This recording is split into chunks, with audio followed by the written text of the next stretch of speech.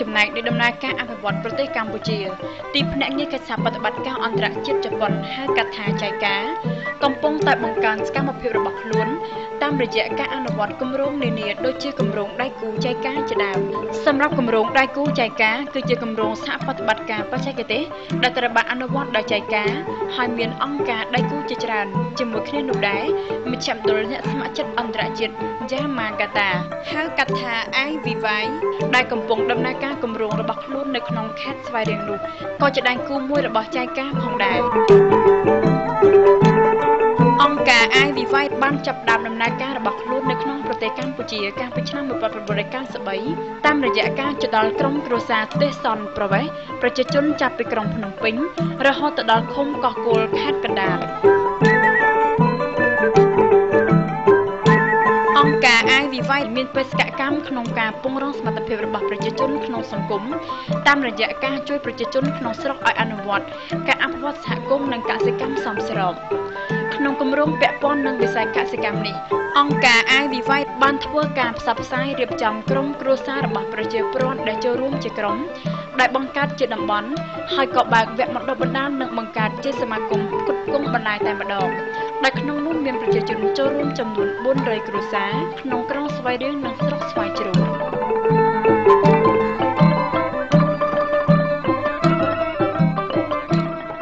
ជាមួយគ្នានេះដែរអង្គការ IVY ក៏បានដើរតួនាទីយ៉ាងសំខាន់ក្នុងការជួយសម្រុះសម្រួលដល់គណៈកម្មការផ្គត់ផ្គង់បន្លែតាមរយៈការផ្ដល់ទីតាំងការបើកវគ្គបណ្ដុះបណ្ដាលបញ្ជូនអ្នកជំនាញការទៅបង្រៀនប្រជាកសិករអំពីវិធីដាំបន្លែដែលប្រើប្រាស់ជីធម្មជាតិតាមបែបវិទ្យាសាស្ត្រស្វែងរកទីផ្សារលក់បន្លែហើយលើសពីនេះទៅទៀតក៏បានផ្ដល់គ្រាប់ពូជនិងសម្ភារៈកសិកម្មមួយចំនួនដល់ប្រជាកសិករដែលជាសមាជិករបស់សមាគមផ្គត់ផ្គង់បន្លែផងដែរលោកស្រីអាយុមីម៉ាត់សូរ៉ាប្រធានគម្រោងអង្គការ IVY ប្រចាំប្រទេសកម្ពុជាបានឲ្យដឹងថាអង្គការ IVY បានបង្កើតសមាគមជាច្រើនមកហើយក្នុងនោះក៏មានសមាគមផ្គត់ផ្គង់បន្លែនេះដែរដោយសារតែមានទីផ្សារនៅបាវិតIVY started the activity in Swaring អង្គការ IVY របស់យើងធ្វើការងារដើម្បីកាត់បន្ថយភាពក្រីក្រជាពិសេសនៅតាមតំបន់ជនបទហើយយើងក៏ធ្វើការងារដើម្បីអភិវឌ្ឍប្រទេសនិងនិរន្តរភាពកសិកម្មផងដែរ IVY បានបង្កើតសមាគមជាច្រើនហើយក្នុងនោះក៏មានសមាគមផ្គត់ផ្គង់បន្លែផងដែរដែលយើងទើបតែបង្កើតឡើងក្នុងគម្រោងថ្មីនេះដោយសារតែមានទីផ្សារនៅបាវិត IVY ជួយសហគមន៍ផ្គត់ផ្គង់បន្លែតាមរយៈការជួយសម្រុះសម្រួលហើយយើងបានផ្ដល់រថយន្តនិងអ្នកបើកបរដើម្បីដឹកបន្លែទៅលក់លើពីនេះទៅទៀតយើងក៏បានផ្ដល់ដើមទុនដល់សមាគមដើម្បីទិញបន្លែផងដែរដែលមានចំនួន$4,000សហរដ្ឋអាមេរិកនិងសម្ភារៈមួយចំនួនទៀត market in Babet and we in the previous project we started the vegetables supply to the Babet អង្គការ IVY មានកិច្ចសហប្រតិបត្តិការល្អជាមួយនឹងមន្ទីរកសិកម្មខេត្តស្វាយរៀងផងដែរក្នុងការជួយសម្រួលដល់ដំណើរការរបស់សមាគមផ្គត់ផ្គង់បន្លែលោកស្រីពៅធីតាអនុប្រធានមន្ទីរកសិកម្មខេត្តស្វាយរៀងបានឲ្យដឹងថារយៈកន្លងមកគឺមន្ទីរកសិកម្មបានសហការជាមួយអង្គការ IVY គឺមានការចូលរួមល្អណាស់ក្នុងការសហការជាមួយអង្គការ IVY នេះកម្រិតជីវភាពរបស់កសិករយើងគឺមានជីវភាពធូរធារជាងមុនឆ្ងាយណាស់ចាកាលពីមុនកសិករគាត់អត់ទាន់បានយល់ច្បាស់ពីការងារដាំបន្លែទេឥឡូវគាត់បានយល់ច្បាស់ពីការងារដាំបន្លែគឺមានសារៈសំខាន់ណាស់សម្រាប់ប្រជាពលរដ្ឋរបស់យើងឲ្យកសិករចេះដាំហ្នឹងគឺវាមានគុណប្រយោជន៍ទៅលើប្រជាកសិករហ្នឹងច្រើនណាស់ចាគឺកសិករហ្នឹងគាត់បានយល់ច្បាស់ពីសារៈប្រយោជន៍របស់បន្លែហ្នឹងចាគឺដោយមិនប្រើសារធាតុគីមីចាមិនប្រើសារធាតុគីមីគឺគាត់ប្រើប្រាស់ថ្នាំដោយផ្សំពីរុក្ខជាតិចាផ្សំពីរុក្ខជាតិហ្នឹងយកទៅប្រើប្រាស់មិនប្រើប្រាស់ថ្នាំពុលទេមន្ទីរកសិកម្មនិងខាងអង្គការ IVY គឺនៅបន្តសហការចាបន្តសហការឲ្យកសិកររបស់យើងហ្នឹងគឺរៀបចំដាំបន្លែនៅក្នុងសហគមន៍ហ្នឹងបន្តទៅទៀតចាបន្តទៅថ្ងៃមុខទៀតជាមួយគ្នានោះដែរខាងមន្ទីរកសិកម្មខេត្តស្វាយរៀងក៏បានផ្ដល់ទីតាំងដល់សមាគមផ្គត់ផ្គង់បន្លែដើម្បីលក់បន្លែរបស់ប្រជាកសិករដើម្បីបង្កើននូវគុណភាពនិងបច្ចេកទេសដាំបន្លែអង្គការ IVY ក៏បានបញ្ជូនគ្រូជំនាញទៅបង្រៀនដល់ក្រុមប្រជាកសិករអំពីវិធីសាស្ត្រធ្វើជីកំប៉ុស្តជីគោកនិងជីទឹក ជាងនោះទៅទៀតមានការបញ្ជាក់ប្រាប់កសិករអំពីរបៀបគ្រប់គ្រងបរិមាណបន្លែដើម្បីបង្កលក្ខណៈងាយស្រួលដល់សមាគមក្នុងការប្រមូលទិញបន្លែរបស់ពួកគាត់គ្រូជំនាញមកពីអង្គការ IVY និងកសិករដែលបានចូលរួមសិក្សាពីបច្ចេកទេសដាំនិងគ្រប់គ្រងបន្លែជាលក្ខណៈគ្រួសារនេះបានឲ្យដឹងថាខ្ញុំសប្បាយចិត្តណាស់ដែលបានមកផ្ទេរនៅចំណេះដឹងដែលខ្ញុំបានចេះដឹងពីមុនមកហ្នឹងផ្ទេរនៅចំណេះដឹងតាក់ទងទៅនឹងការដាំដុះសម្រាប់ឲ្យពួកគាត់ធ្វើការដាំដុះនៅតាមក្រុមគ្រួសាររបស់ពួកគាត់បាទហើយយ៉ាងទៀតអ្វីដែលនេះហ្នឹងបទពិសោធន៍ដែលថ្មីដែលខាងខ្ញុំបានស្រាវជ្រាវណាថ្មីហ្នឹងគឺយកមកផ្ទេរឲ្យគាត់ហ្នឹងដើម្បីឲ្យពួកគាត់ហ្នឹងអាចធ្វើការអាចមានលទ្ធភាពក្នុងការដាំដុះនៅដំណាំដែលអាចផ្គត់ផ្គង់ទៅទីផ្សារបើចំពោះពីមុនមកពួកគាត់ច្រើនដាំហ្នឹងគឺទៅតាមទម្លាប់របស់ពួកគាត់បាទទម្លាប់របស់ពួកគាត់បានន័យថាគាត់ធ្វើគាត់ច្រើនដាំដំណាំអ្វីមួយហ្នឹងគាត់ច្រើនតែធ្វើដូចគ្នាអញ្ចឹងបានន័យថា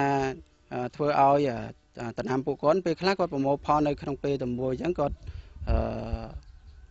ធ្វើឲ្យតម្លៃដំណាំហ្នឹងចុះថោកតែតាមរយៈក្នុងការបរិញ្ញាហ្នឹងគឺយើងបានបញ្ចូលឲ្យគាត់ចេះរៀបចំការដាំដុះហ្នឹងឲ្យបានន័យថាឲ្យទៅតាម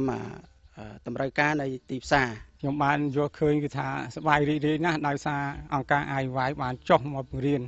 ដល់កសិករយើងនៅក្នុងភូមិស្មុលដើម្បីឲ្យគាត់មានចំណេះដឹងបទពិសោធន៍ផ្សេងអំពីការដាំដុះមានដំណាំផ្សេងណាក្នុងភូមិហ្នឹងបាទដាំដំណាំខុសប្លែកពីយើងដាំធម្មតាបាទខុសរបៀបមិនដែរខុសត្រង់គាត់ដាំតាមបច្ចេកទេសហើយយើងដាំតាមទម្លាប់របស់យើងការលក់ដូរនៅទីផ្សារបាទវាងាយស្រួលជាងពីមុនបាទ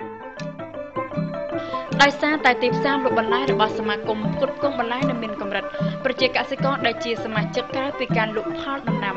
ឲ្យសមាគមរបស់ខ្លួនដែលគេដើមប្រមូលទិញមួយសប្តាហ៍2ដងនោះពួកគាត់យកបន្លែទៅលក់នៅទីផ្សារផងដែរលោករស់នេះសមាជិកមួយរូបរបស់សមាគមផ្គត់ផ្គង់បន្លែបានឲ្យដឹងថាបន្ទាប់ពីបានចូលរួមជាមួយសមាគមផ្គត់ផ្គង់បន្លែលោកទទួលបាននូវបច្ចេកទេសថ្មីក្នុងការដាំដំណាំជាងនោះទៅទៀតជីវភាពគ្រួសាររបស់លោកក៏មានការធូរស្រាលមួយកម្រិតផងដែរទឹកប្រមូលយើងប្រមូលបាន2ដងសម្រាប់លក់ឲ្យអង្គការតែបើយើងខ្ញុំប្រមូលទៅនៅទីផ្សារយើងមួយថ្ងៃយើងខានមួយថ្ងៃយើងទៅទីផ្សារចំណាប់អារម្មណ៍ខ្ញុំថាណែអរណាស់អរគុណណាស់មែនដែរបានសហគមន៍គេចូលរួមជាមួយដូចហៅថាលើកទឹកចិត្តដោយថាជួយបដិបដាលខ្ញុំអរគុណធូរស្រាលជាងមុនធូរមែនតើបាទដោយសារតែសមាគមផ្គត់ផ្គង់បន្លែនេះនៅក្មេងខ្ចីហើយគ្រួសារប្រជាកសិករជាសមាជិកទើបតែចាប់ផ្ដើមអនុវត្តនៅបច្ចេកទេសដាំដំណាំថ្មីដែលប្រើប្រាស់ជីធម្មជាតិនោះធ្វើឲ្យសមាគមមួយនេះមិនទាន់អាចពង្រីកទីផ្សារលក់បន្លែរបស់ខ្លួនបាននៅឡើយទេម្យ៉ាងទៀតដោយសារតែទីផ្សារសម្រាប់បន្លែដ៏ធំនៅក្នុងខេត្តស្វាយរៀងគឺជាកាស៊ីណូនិងសណ្ឋាគារដែលពួកគេទាមទារឲ្យសមាគមផ្គត់ផ្គង់បន្លែត្រូវមានបន្លែគ្រប់មុខផ្គត់ផ្គង់ឲ្យពួកគេក្នុងចំនួនច្រើនរហូតមកដល់ពេលនេះក្រៅពីកន្លែងលក់បន្លែដ៏តូចមួយសមាគមផ្គត់ផ្គង់បន្លែមានតែអតិថិជនមួយគត់គឺកាស៊ីណូ La Vegas Sun ខាងតំណាងកាស៊ីណូ La Vegas Sun បានឲ្យដឹងថាពួកគាត់ទទួលទិញបន្លែពីសមាគមផ្គត់ផ្គង់បន្លែនេះដោយសារតែពួកគេចង់ជួយដល់ប្រជាកសិករខ្មែរជាជាងការទិញបន្លែពីវៀតណាមដោយសារតែ La Vegas របស់យើងស្ថិតនៅក្នុងប្រទេសកម្ពុជាដូច្នេះខាងក្រុមហ៊ុនរបស់យើងគឺចង់បានផលិតផលដែលផលិតចេញពីប្រទេសកម្ពុជាដើម្បីជួយដល់សេដ្ឋកិច្ចរបស់ប្រទេសកម្ពុជាផងដែរ가서 물건을 확인하고 여러 가지를 봤을 때លោកស្រីឈុកសារីប្រធានសមាគមផ្គត់ផ្គង់បន្លែបានឲ្យដឹងថាសមាគមរបស់លោកស្រីត្រូវបានបង្កើតឡើងនិងជួយជ្រោមជ្រែងដោយអង្គការ IVY ហើយនាពេលបច្ចុប្បន្ននេះមានសមាជិកជាប្រជាកសិករចំនួន400គ្រួសារចំណែកដើមទុនដើរប្រមូលទិញបន្លែពីប្រជាកសិករវិញនោះគឺបានទទួលប្រាក់កម្ចីពីអង្គការ IVY ចំនួន16លានរៀលចានៅក្នុងសមាគមកសិករខ្ញុំហ្នឹងវាមានអ្នកប្រមូលទិញនៅក្នុងភូមិហ្នឹងម្នាក់ទៀតបើយើងប្រមូលទិញយកមក ជួលអតិថិជនមិនអស់មានអ្នកប្រមូលទិញទៅលក់តាមទីផ្សារមួយកន្លែងទៀតចាមិនឲ្យសល់របស់គាត់ទេឥឡូវហ្នឹងនាពេលដល់ខ្លីខាងមុខនេះសមាគមផ្គត់ផ្គង់បន្លែនិងព្យាយាមពង្រីកតាមរយៈការបង្កើនសមាជិកក្នុងជំហានដំបូងឲ្យបាន900គ្រួសារនិងបន្តបង្កើតបន្ថែមទៀតដើម្បីជួយលើកស្ទួយជីវភាពប្រជាកសិករនិងជំរុញឲ្យទីផ្សារលក់បន្លែរបស់កសិករខ្មែរឲ្យកាន់តែទូលំទូលាយ